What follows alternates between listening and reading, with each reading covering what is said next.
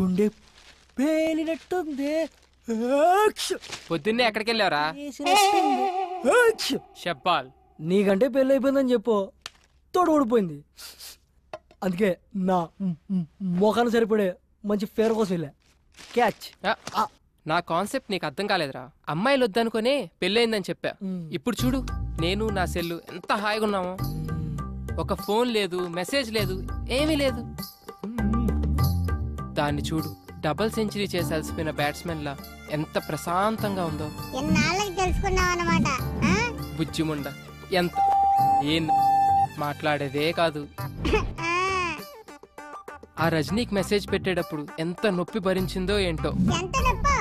Phone వచ్చిన ప్రతిసారి లో బ్యాటరీ అని ఎన్నిసార్లు చచ్చి బతికిందో. ఈ చిట్టి సెల్లును చూస్తుంటే నాలా ఎంతమంది చేతుల్లో బలైపోతుందో తలుచుకుంటేనే భయంగా ఉంది. అవునరా, మనకు ఆనందం వచ్చినా దుఃఖం వచ్చినా చూపించి దానిపైనే. ఎందుకంటే అది మనల్ని ఏమన్నదని మొండిదేరు మనకి. నువ్వేం ఫీల్ అవుకురా. ఈ రోజు నుంచి ఆ సెల్లుని నా సెల్లులా చూసుకుంటా. ఒరే, సెల్ విషయంలో పడి ఓ విషయం చెప్పడం మర్చిపోయా.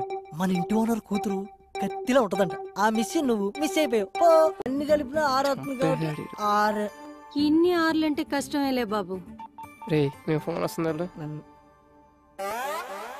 హాయ్ స్వీటీ, మా ఫ్లాట్ ఆంటీ మాట్లాడతారంట, ఒకసారి మాట్లాడు. అలా ఆంటీ గొంతేంటి అలా ఉంది?